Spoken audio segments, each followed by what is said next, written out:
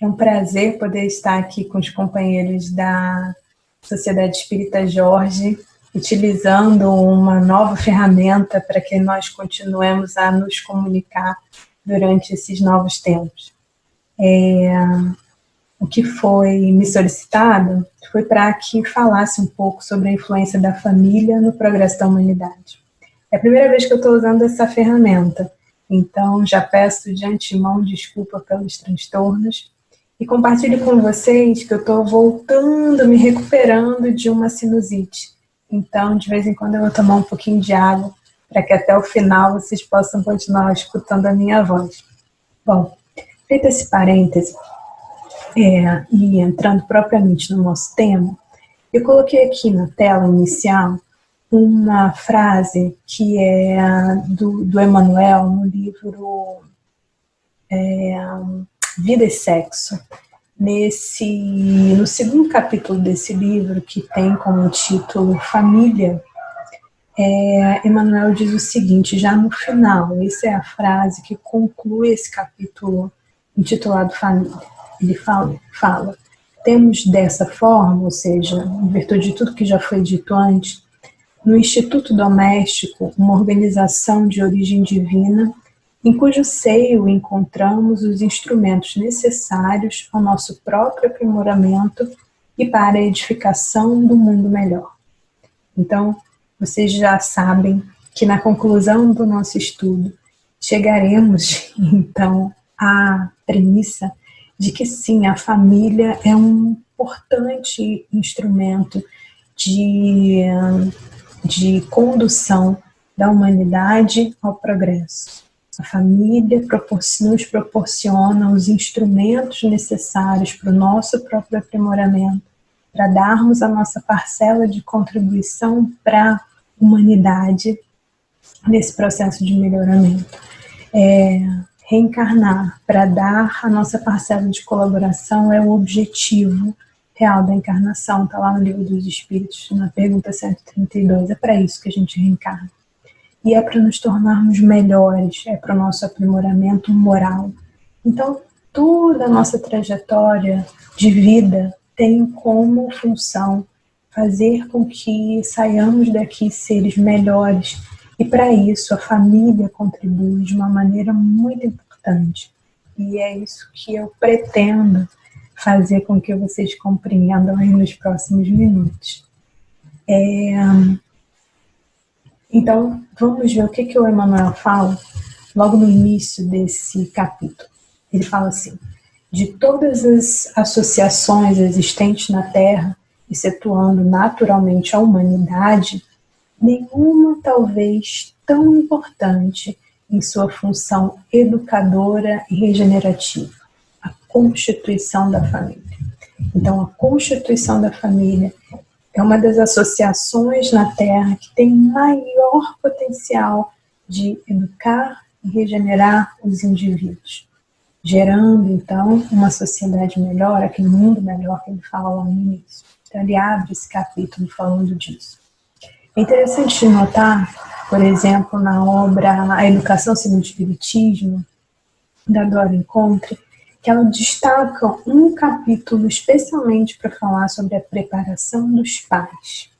E dentro desse capítulo ela fala sobre o ideal de família e começa a falar sobre essa questão do ideal de família, falando que seria importante que desde cedo as crianças, os jovens, fossem educados para formar uma família. Fossem educados entendendo o valor da família. Fossem educados vivenciando as questões cotidianas, resolvendo os problemas, cuidando uns dos outros, sem que os adultos se eximam dessa sua responsabilidade, mas para vivenciar a questão da responsabilidade com uma família. Isso porque nos últimos tempos, em função de uma série de teorias, enfim, que surgiram ao longo do tempo, a família foi ficando em segundo plano. As experiências da formação do indivíduo deixaram de privilegiar as famílias Ela usa até uma expressão interessante, falando que muitos se referem às primeiras experiências amorosas, afetivas, sexuais. E ela fala o que esperar de alguém, né, quando pensa no relacionamento com um outro indivíduo, que é tão complexo como um experimento. Né? Isso dá uma noção da importância do outro dentro desse contexto relacional. E por isso a família foi perdendo aí ao longo do tempo seu papel importante, primordial, dentro da sociedade. Apesar de que ela faz um destaque muito importante, dizendo que um dos objetivos da nossa existência na Terra é a formação do núcleo familiar, com exceções. Existem alguns espíritos que, em função do seu pretérito e da forma como se relacionaram com essa instituição família, têm, de alguma forma, uma limitação a essa experiência. Alguns outros têm uma limitação a essa experiência em virtude de tantas atitudes, trabalhos, situações que têm a desenvolver para a sociedade. O Eurípides Barçanufo, por exemplo, estimulava que as pessoas se casassem, constituíssem suas famílias, mas ele se dizia casado com a humanidade e daí impossibilitado de assumir os compromissos necessários com um núcleo familiar específico. Então, com exceção dessas situações que são muito pontuais e específicas, a maioria de nós vem a essa existência com esse compromisso de formar um núcleo familiar. E por que isso é tão importante? Porque nesse núcleo temos a capacidade de desenvolver as nossas relações afetivas. Porque, em geral, a família tem como função ser um ponto de apoio para as atividades, as questões que nós temos a desempenhar nessa vida, coisas a melhorar, a desenvolver. Porque a família promove a convivência de espíritos afins, cobradores e devedores em colaboração mútua, essa expressão que a Dora encontra e usa. Olha que situação interessante. A família promove a possibilidade de conviverem em colaboração mútua espíritos com características muito diferentes. Então, pode ficar tranquilo. Não é só na sua família que tem tantas divergências. Faz parte do pacote família. O Haroldo Dutra Dias diz que a família é um lugar para incomodar e ser incomodado. Essa é a função da família. E justamente porque nesse ambiente desenvolvemos esses laços de afetividade, encontramos o ponto de apoio, mesmo incomodando, sendo incomodados, seguimos juntos como um núcleo. O Evangelho segundo o Espiritismo, no capítulo 14, tem como título esse capítulo Honrar Pai e Mãe. E num determinado ponto, Santo Agostinho fala sobre a ingratidão e os laços de família, destacando o quanto é complexa a formação da família, considerando todos esses espíritos que de alguma forma se encontram unidos por esses laços de família. Fala-se também nesse capítulo de que as famílias às vezes podem ser constituídas única e exclusivamente por laços consanguíneos, mas tendem e esse é o objetivo maior, que sejam constituídos por laços espirituais, ou seja, que os laços familiares se tornem mais profundos. Então, viver em família é um grande desafio, porque justamente nosso objetivo maior como família é sairmos daqui como um núcleo forte de laços que são de características espirituais, de modo que não importa no futuro, passe a não importar se existem laços consanguíneos, porque nos vemos como família, e dentro dessa composição existem amigos e inimigos. Então, de fato, a vivência em família é um grande desafio. E por isso é uma forma de melhorar, de burilarmos o nosso espírito. E é por isso que o Emmanuel fala que é nesse contexto que nós vamos angariando as ferramentas para nos aprimorarmos e para fazermos um mundo melhor. Mas vamos ver quais são os outros argumentos que nós temos a favor da família. É interessante pensar que antes de nós chegarmos a essa constituição de família, existiram vários processos acessórios que fizeram com que duas pessoas, né, resolvessem então se unir nesse compromisso tão complexo. Então, nesse livro Vida e Sexo, Manuel fala que o namoro, por exemplo, no namoro surge um encantamento, né? Quase o Andrei Moreira fala de um processo obsessivo, quase de fascinação, que as pessoas perdem um pouco o julgamento de tão importante que é que aconteça aquela atração. A gente sabe, como espíritas, que esses encontros têm suas origens em acordos feitos no mundo espiritual, que esses encontros têm muitas vezes também o aval, o apoio, a torcida e a pressão daqueles que estão comprometidos com a reencarnação a partir desse encontro. E observando tanto nesse livro Vida e Sexo, como, por exemplo, no Transição Planetária, né, um livro que é psicografado por Divaldo Franco e editado por Manuel Filomeno de Miranda, esse processo da concepção é uma orquestra, né, uma coisa fantástica, maravilhosa. Tem um vídeo chamado Sozinho, tem uma interrogação, é como se fosse uma minissérie, vários capítulos. E no último capítulo ele mostra esse processo de reencarnação, como que os benfeitores espirituais conversam com o casal para que eles realmente se comprometam com aquela reencarnação. No livro Transição Planetária fala da ação dos geneticistas no mundo espiritual, na seleção dos gametas, né, do óvulo, do espermatozoide, aquele que é o ideal para fazer a fecundação e garantir ao corpo físico as características que o espírito precisa para se desenvolver. Isso tanto considerando o processo natural, quanto considerando as fertilizações in vitro, e como que os espíritos benfeitores que conhecem esses processos genéticos auxiliam todos, inclusive os cientistas, né, além dos pais, nesse processo. Então, a formação de uma família, considerando as questões relacionadas a essas duas pessoas que de alguma forma resolvem formar a sua família, é um processo muito, muito complexo e por isso deve ser muito, muito respeitado. Lá na frente a gente vai falar como a família, o lar, como um templo, todos os cuidados que nós precisamos ter com essa estrutura.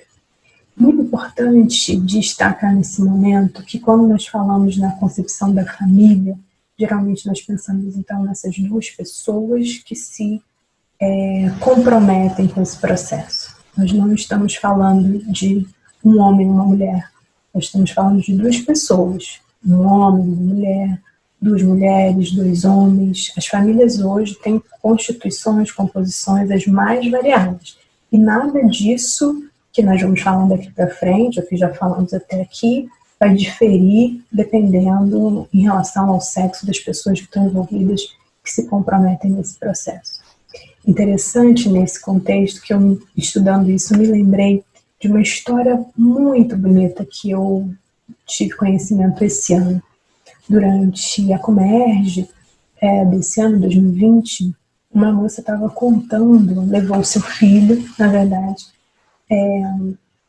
num dia de atividade, uma criança linda, super saudável, e ela começou a contar como que aquele espírito chegou até ali. E aí ela contou que quando ela tinha 16 anos, ela estava caminhando na rua com a mãe dela, e ela viu passar uma moça, e ela falou para a mãe: eu não sei quem é essa pessoa, mas eu a amo profundamente. Tempos depois, por proximidades ali do local onde residiam, da casa espírita que frequentavam, elas se encontraram e estão casadas aí há alguns anos. E depois de algum tempo de casamento, resolveram então ter um filho. E para isso recorreram à fertilização. A moça que não foi a mãe, né, que gerou, né, que é a outra parte do casal, a outra mãe, ela, na véspera da fertilização, conversou com essa moça dizendo que teve um sonho, né, com a esposa, dizendo que teve um sonho. Nesse sonho ela via um garoto com as características que o filho tem hoje, né, ela descreveu antes da implantação do óvulo, né, e nessa conversa ele perguntava para ela sobre o compromisso dela com aquela família, com a criação daquela criança, que seria ele, junto com a parceira. Ele falava que seria a primeira vez que ele teria duas mães, que nas vezes anteriores em que ele teve, de fato, uma mãe e um pai, esse pai saiu do cenário, esse pai se absteve do cuidado, e ele precisava saber se ela iria realmente estar comprometida com aquela empreitada de serem os três uma família. E ela, né, se compromete. No dia seguinte, a fertilização é feita e com sucesso, e hoje nós vemos a criança, e segundo ela, com as características muito parecidas com aquelas que ela descreveu no sonho.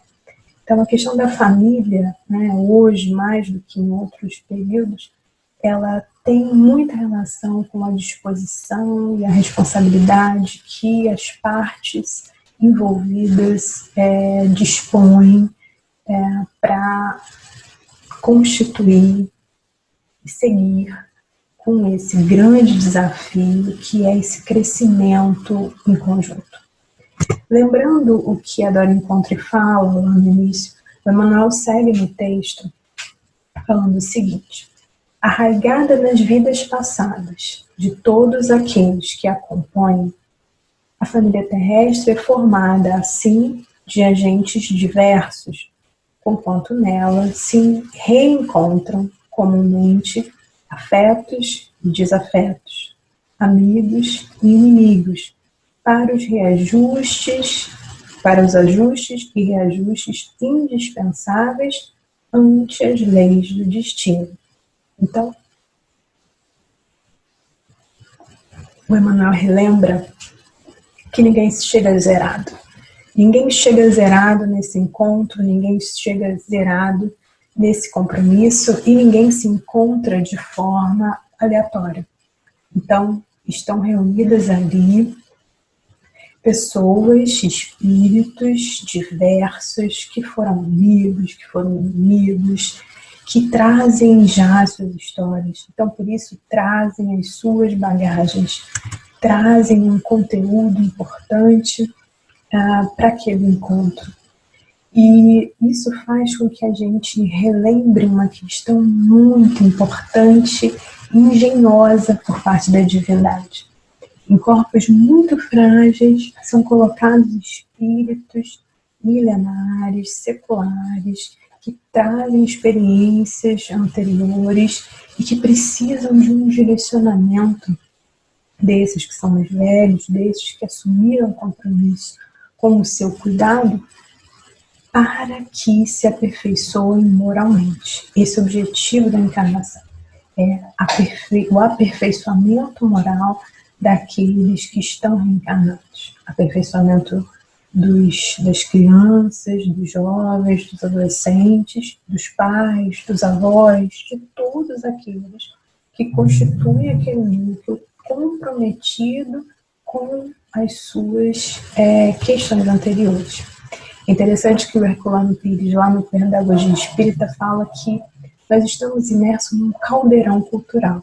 Imagina, um bebê que nasce, está chegando aqui, nesse contexto, nesse século, com toda uma bagagem, ainda bem, né, que todo o nosso aprendizado fica guardado, toda uma bagagem de experiências anteriores, em cenários diferentes, com formas de se locomover diferente, com formas de se comunicar diferente. Olha, até alguns meses atrás nós estaríamos conversando na casa espírita, E hoje nós trazemos a casa espírita para dentro da nossa casa.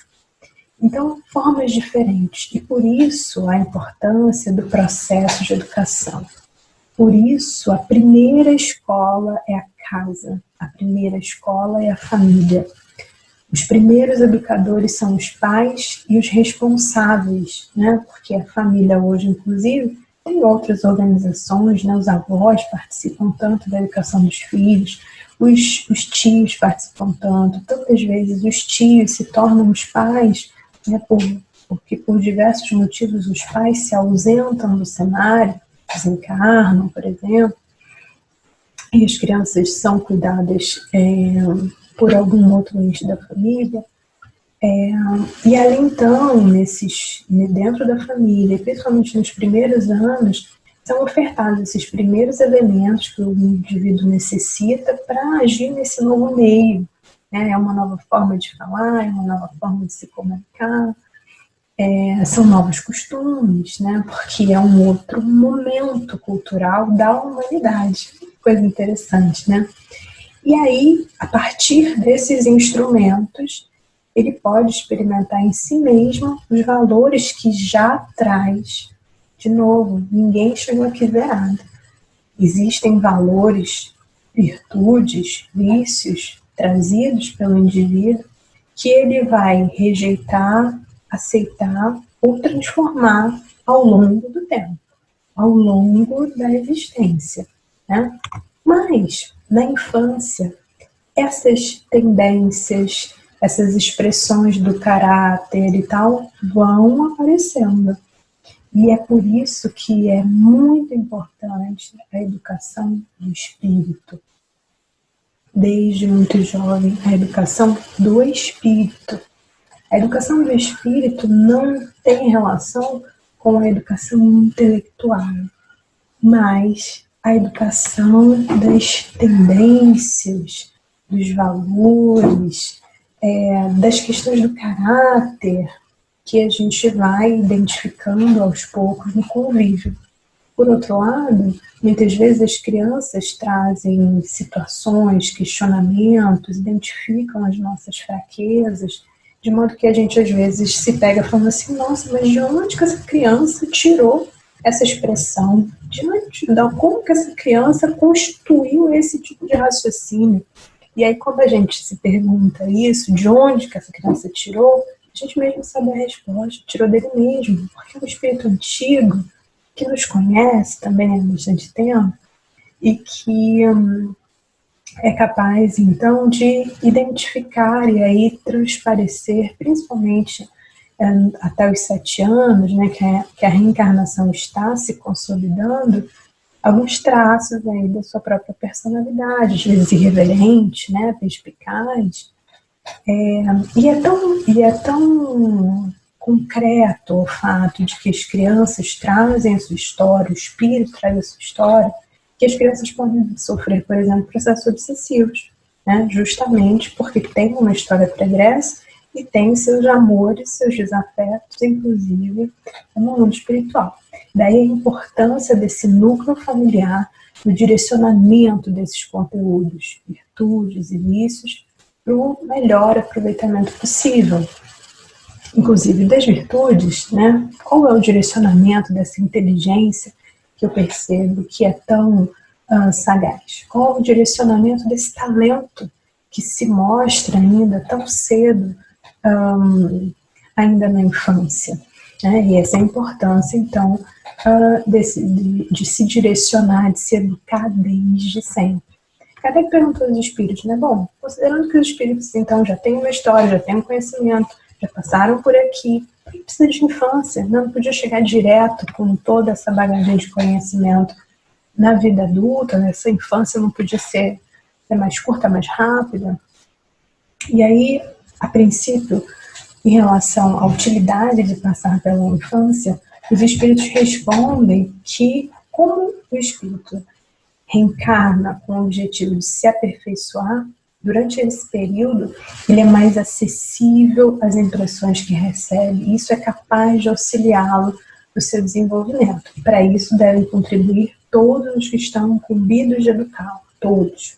Os pais, os responsáveis, a casa espírita, através da evangelização, a própria escola, através de direcionamento diante de outras competências e habilidades, né, como a gente fala agora. Então, na infância, a infância é um tempo importante para se torcer o pepino, né, como a gente falava antigamente, porque as crianças estão mais acessíveis àquelas informações que recebem. E aí, os espíritos, o Kardec continua perguntando aos espíritos, né? Nenhuma influência exercem os espíritos dos pais sobre os filhos depois do nascimento? E os espíritos falam, nossa, o contrário, claro que exercem uma grande influência, eles exercem, e falam uma coisa muito importante. Conforme já dissemos, os espíritos têm que contribuir para o progresso uns dos outros. Então, independente das relações que nós estabelecemos, nosso objetivo de vida é o progresso moral, nós devemos contribuir para o progresso uns dos outros. Pois bem, os espíritos dos pais têm por missão desenvolver dos seus filhos, ou seja, o espírito dos pais tem que desenvolver o espírito dos seus filhos. E como fazer isso? Pela educação. Constitui-lhes isso uma tarefa. Tornar-se-ão culpados se vierem a falir no seu desempenho. O progresso de que se fala nesse contexto não é um progresso moral.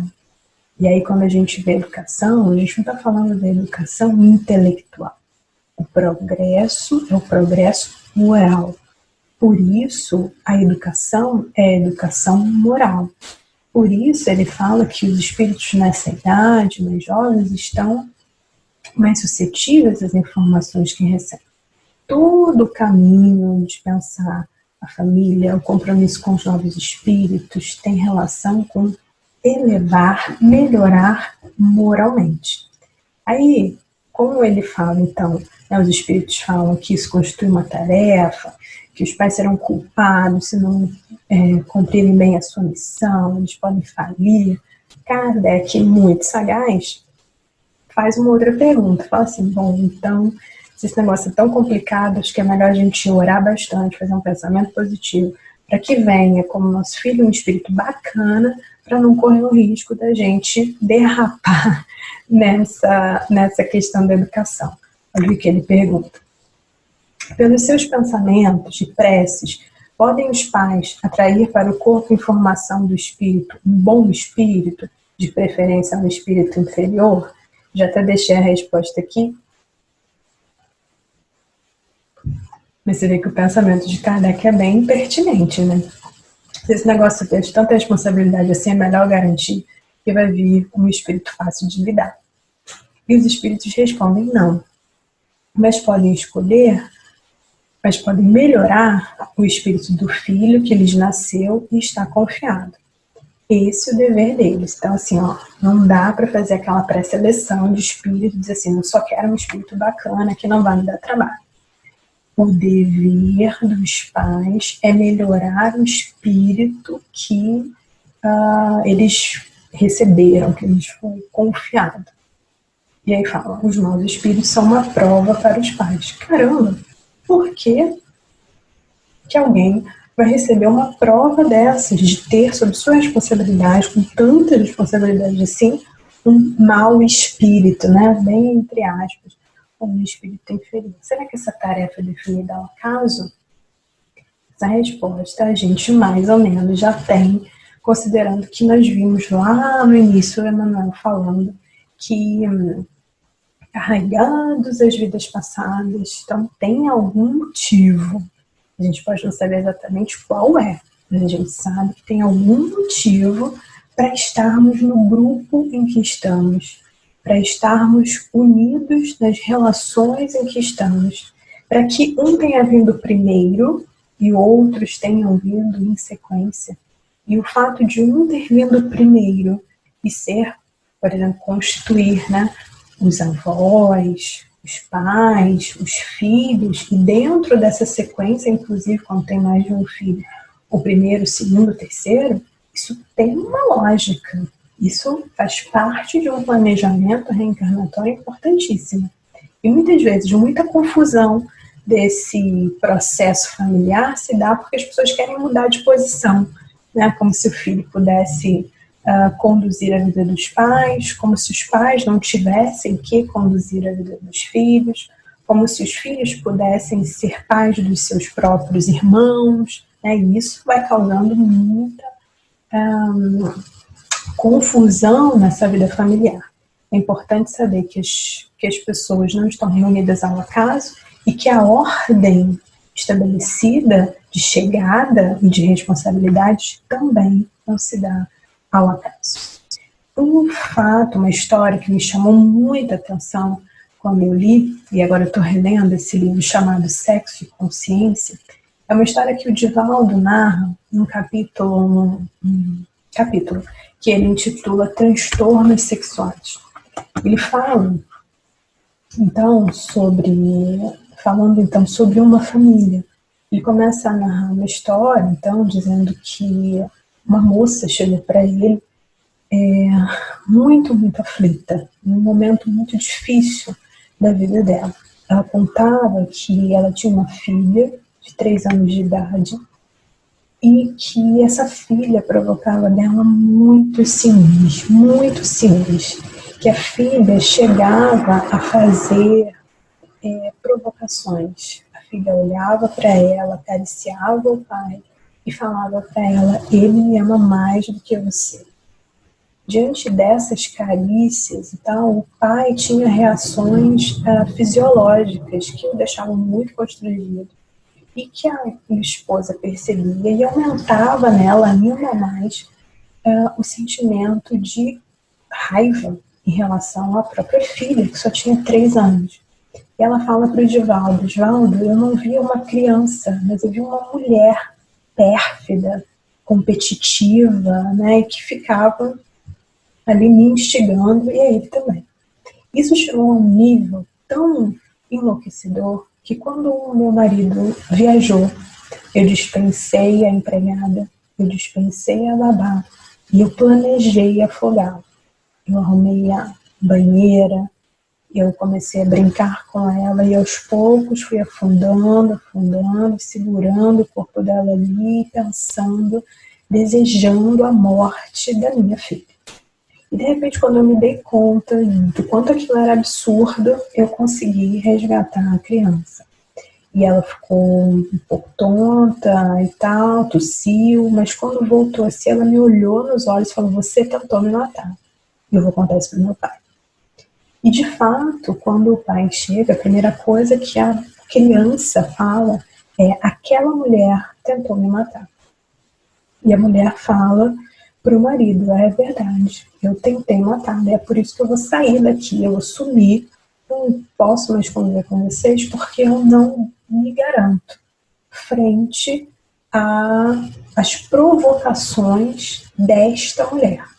Então, a filha se referia à mãe com 3 anos de idade como essa mulher, e a própria mãe se referia à filha como uma mulher pérfida e competidora. Então é nesse estado de espírito que ela chega lá à Mansão do Caminho para conversar com o Divaldo. Explica toda essa história e pede uma ajuda urgente, porque ela entende o quanto aquilo é grave. E o Divaldo fica sem ter o que falar, né, diante de uma situação dessa. E ele fala que a Joana de Ângeles então se aproxima e explica para ele a questão. Explica que aquela situação se trata de um triângulo amoroso. Na encarnação anterior, o marido tinha a moça, que hoje é a esposa, como amante. E em algum momento, ele se despede da esposa, abandona a esposa para viver com essa amante, e a esposa, então, comete uma série de desatinos. Obviamente que a esposa tem a sua responsabilidade sobre os seus atos e sobre as suas escolhas a partir daquele incidente traumático. Mas esses dois que causam essa dor a ela e possibilitam abrir espaço para todas essas dificuldades acabam também se comprometendo com ela. De modo que na existência seguinte, né, na reencarnação, os dois que eram né, o esposo e a amante, recebem como filha a ex-esposa, de modo a reparar todos aqueles danos causados e, principalmente, a estabelecer uma relação de amor mais saudável, mais equilibrado, de um outro nível. E aí a Joana pede que o Divaldo explique esse contexto para a moça que vai lhe pedir ajuda e prescreve para ela uma terapia.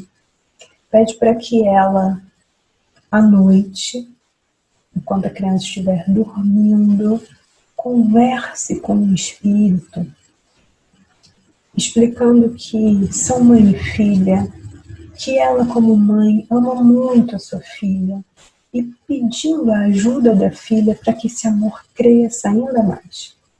A Joana fala da importância para aquela mulher de ver a criança dormindo, frágil, pequena, bonitinha, né, como toda criança, para que esse sentimento de amor, mesmo que naquele primeiro momento não fosse genuíno, não fosse verdadeiro, vá se desenvolvendo ao longo do tempo.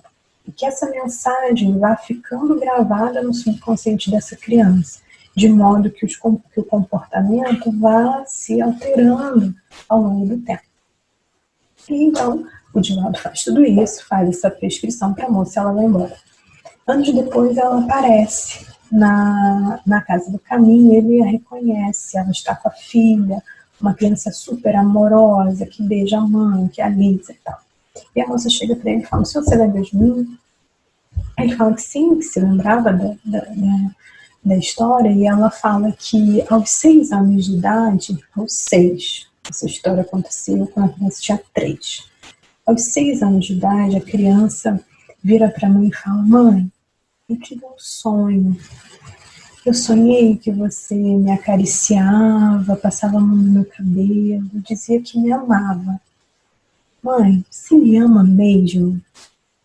E a essa altura, né, depois de 3 anos de terapia, a moça pode dizer do fundo do coração que ama a filha, até porque ela já amava, né, tanto que ela vai buscar uma ajuda.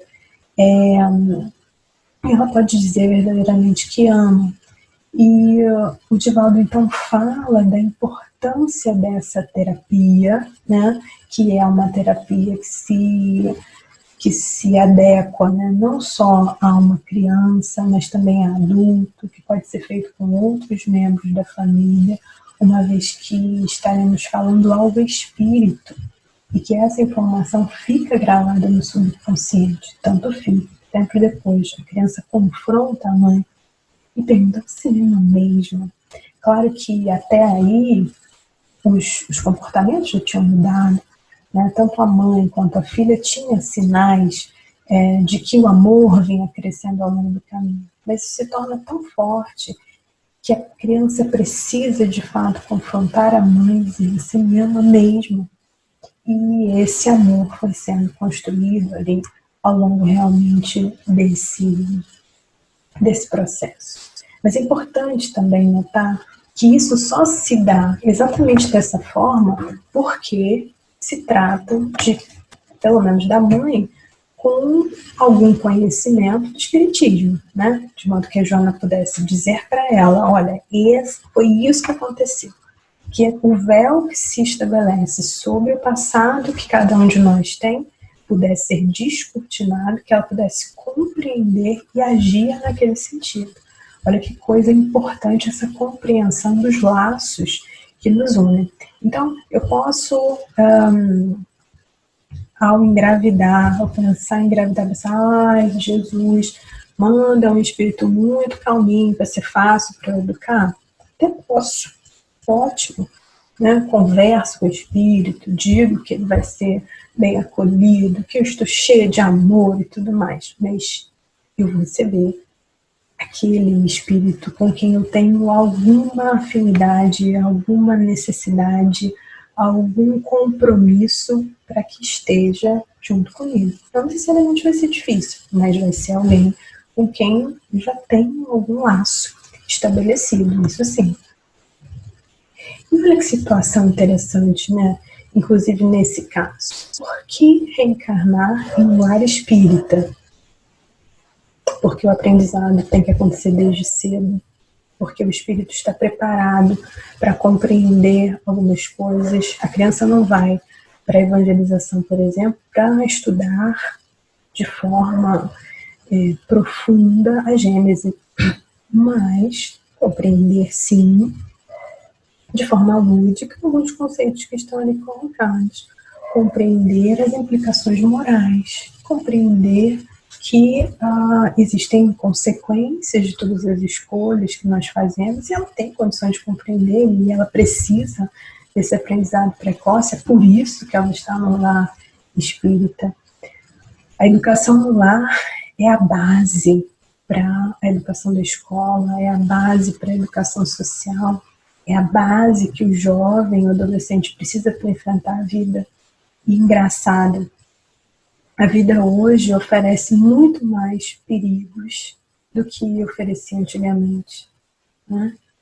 E parece que hoje a educação é muito menos contundente do que era antigamente. Não falo de uma educação castradora, mas do cuidado, né, que os pais tinham com os passos. Hoje os perigos estão muito mais facilmente alcançáveis, né? E é preciso muito mais atenção por parte dos pais no direcionamento aí dos seus filhos.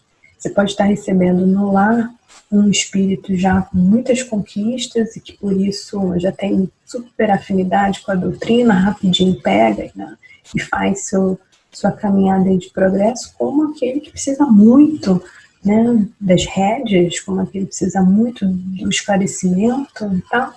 E nesse processo crescem todos juntos. Então, o adulto também se educa, porque ele precisa rever os seus conceitos, os seus valores, os seus preconceitos, porque nesse processo de ensino, aprendizado, ele acaba se comprometendo com a própria educação.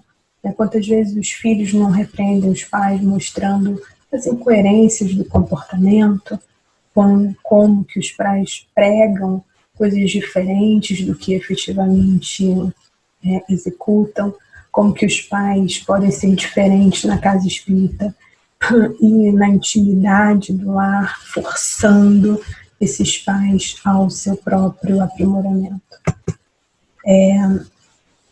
Quanto que nós evoluímos na convivência, né? Seja com as crianças, seja com os idosos, enfim, seja com as divergências nesse processo de convivência familiar, principalmente no caso dos filhos, quando chega a adolescência, né? Quando esse processo reencarnatório se consolida e o espírito começa a confrontar quem ele era, os valores que ele traz, com que a família foi adicionando a esse caldeirão ao longo dos últimos anos de vida terrena.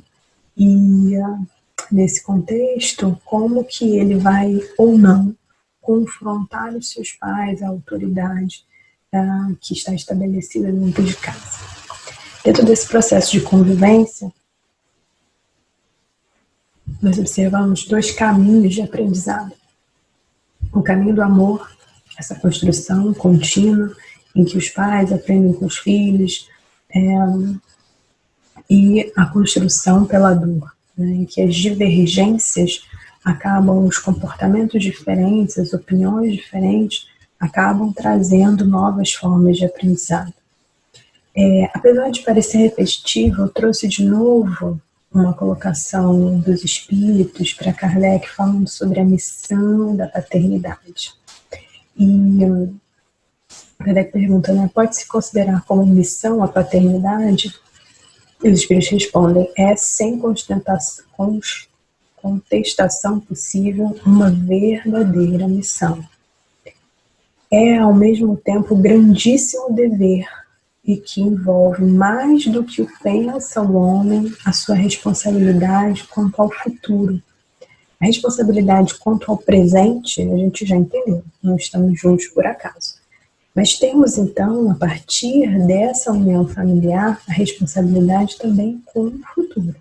Ele fala, Deus colocou o filho sob a tutela dos pais, a fim de que estes o dirijam pela senda do bem, e lhes facilitou a tarefa, dando-lhes uma organização débil e delicada, o que o torna propício às suas impressões. Então, eduque a criança, né? E pense no futuro.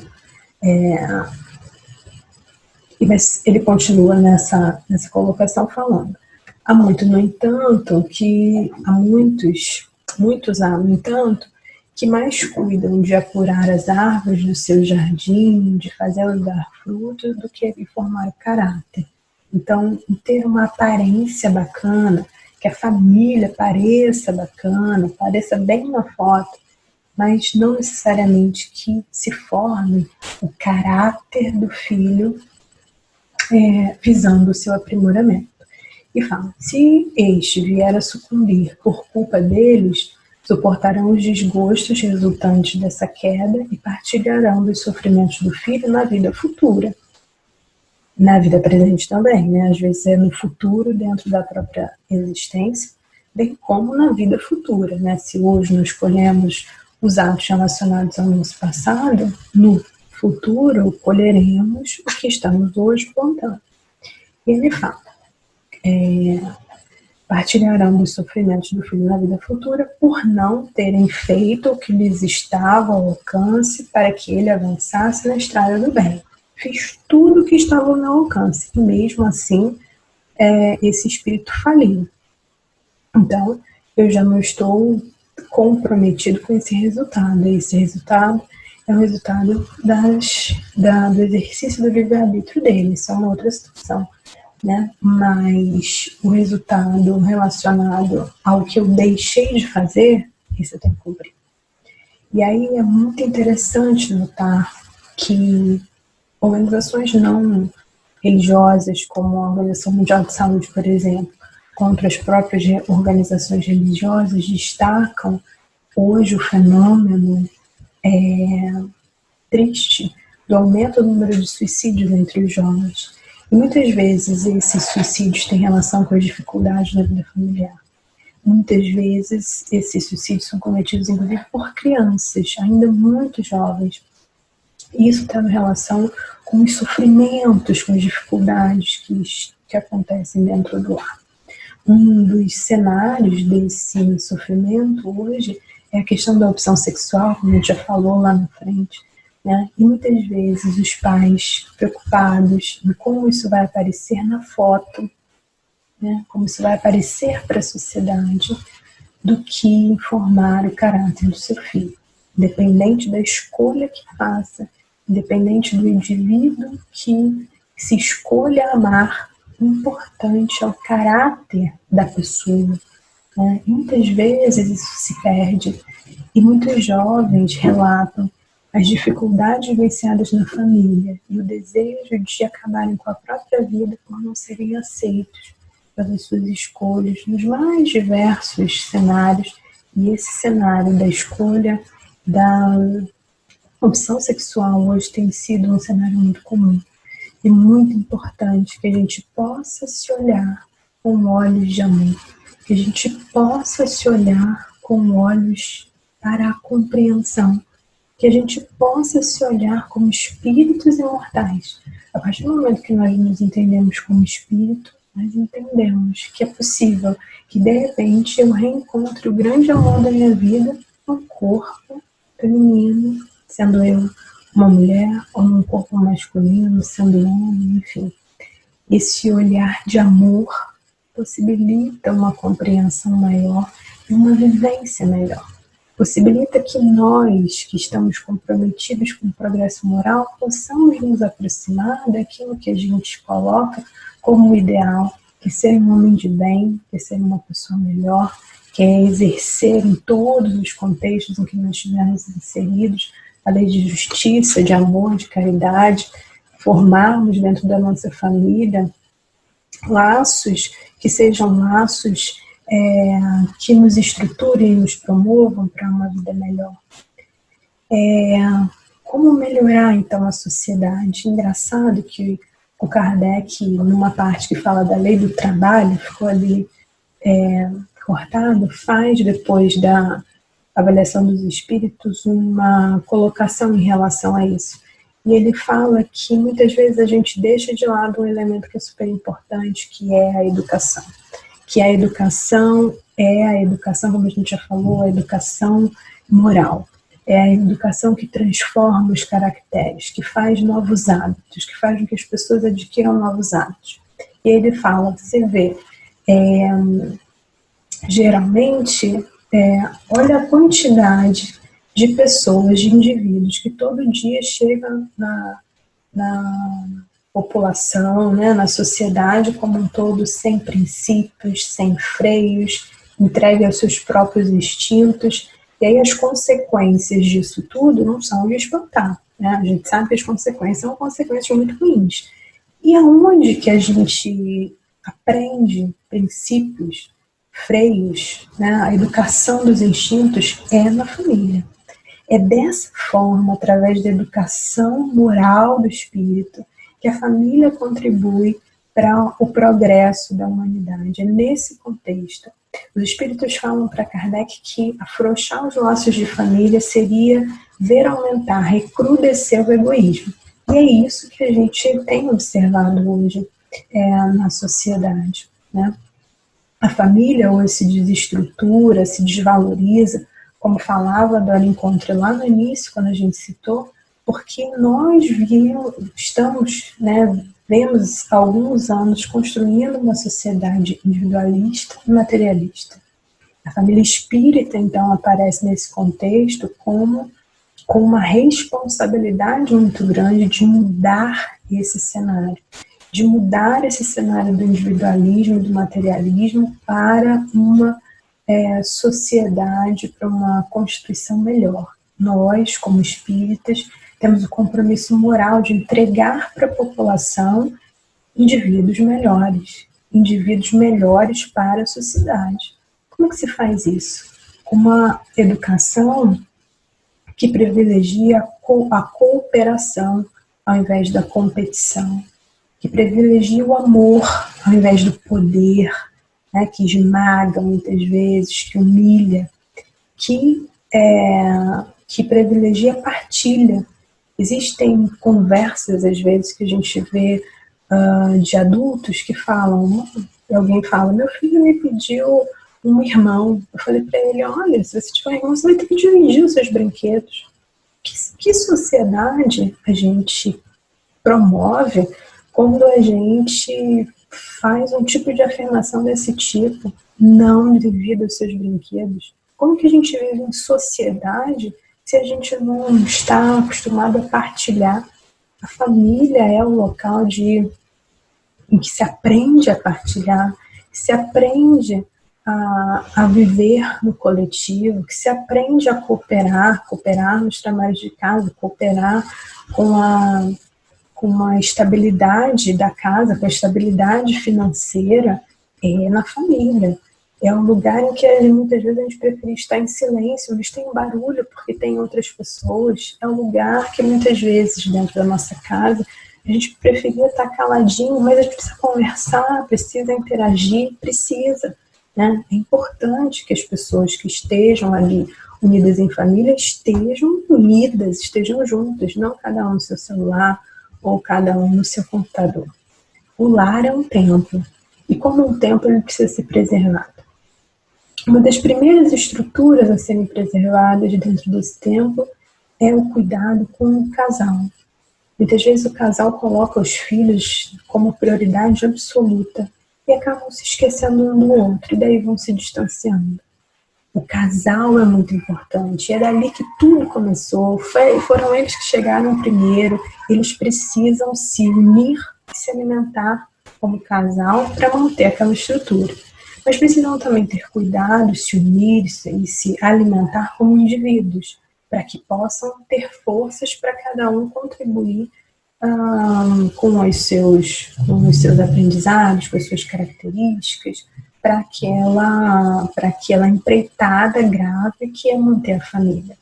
O casal precisa estar atento à espiritualidade, né, ao exercício da espiritualidade em casa, através do Evangelho, na presença da casa espírita, né, na manutenção desse ambiente. O ideal é que as pessoas dentro de casa se tratassem como tratam as visitas. Porque a gente trata as visitas, fala baixo, é muito educado, oferece o melhor que tem na nossa casa para visita, né? E seria muito bom que a gente se tratasse sempre assim também, né? Com esse cuidado no dia a dia, para que as relações realmente crescessem e se fortificassem. E manter sempre o cuidado com a ambiência na nossa casa, com a nossa família, que é o nosso grupo de apoio, que é o nosso grupo de afetividade, de desenvolvimento da afetividade.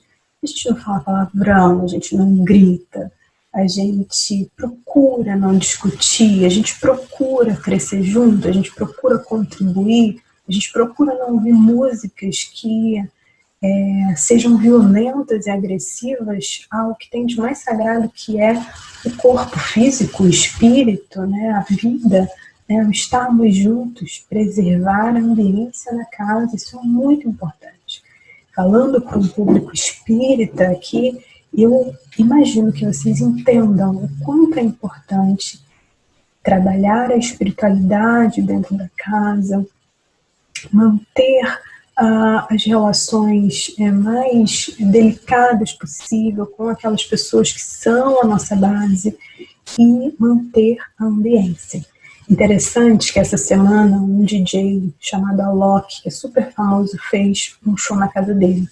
E aí ele bota um jogo de luz que sai assim da varanda e as pessoas na rua conseguem ver aquela luz e param ali na frente do prédio e os vizinhos sabem que é dali que vem o show. Eu fiquei pensando que essa deveria ser uma imagem que ficasse para a gente como representando os momentos do nosso evangelho no lar, os momentos em que a gente faz um estudo desse dentro da nossa casa e começa a irradiar essa luz para quem está dentro, mesmo que não esteja participando, porque essa luz de amor atravessa as paredes, né, e para o entorno. Eu achei essa imagem muito interessante, para que nós pudéssemos cristalizá-la pensando que o nosso lar irradia essa luz no entorno e para as pessoas que o constituem, porque nós fazemos por onde? Porque nós promovemos isso. Então, hoje nós estamos diante de duas tarefas muito importantes.